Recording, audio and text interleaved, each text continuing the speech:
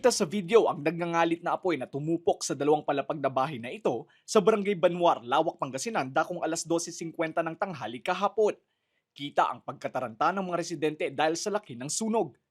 Ayon sa Bureau of Fire Protection, mabilis na kumalat ang apoy dahil gawa sa light materials ang ikalawang palapag ng bahay.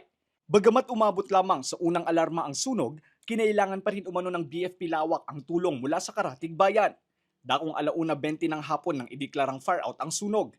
Totally damaged ang bahay. Isa sa tinitingnang sanhi ng sunog ang electrical short circuit. Aabot naman sa mahigit 70,000 pesos ang danyos ng mga nasunog. Dagdag pa ng BFP, nagtamo ng first degree burn ang may-ari ng bahay. Sa ground floor niya is concrete, sa taas po made of light materials.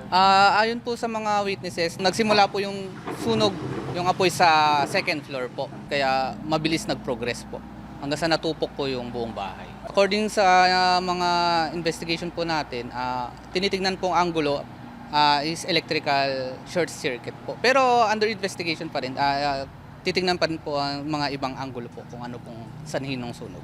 Hindi na nagpaunlak ng recorded interview ang may-ari ng bahay, ngunit ayon sa kanya, nasa eskwelahan siya upang sunduin ang kanyang anak nang mangyari ang insidente.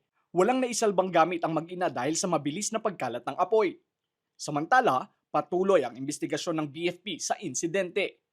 Sana po mag-ingat po tayo sa sunog, lalo na sa electrical. Huwag po natin ugaliin na nag-iiwan po tayo ng mga nakasaksak, lalo na pag hindi naman po natin ginagamit. Sa pagluluto, dapat i-check po natin maigi kung nakapatay po yung LPG, tsaka yung stove, tsaka huwag po tayong magsisigarilyo kung saan-saan.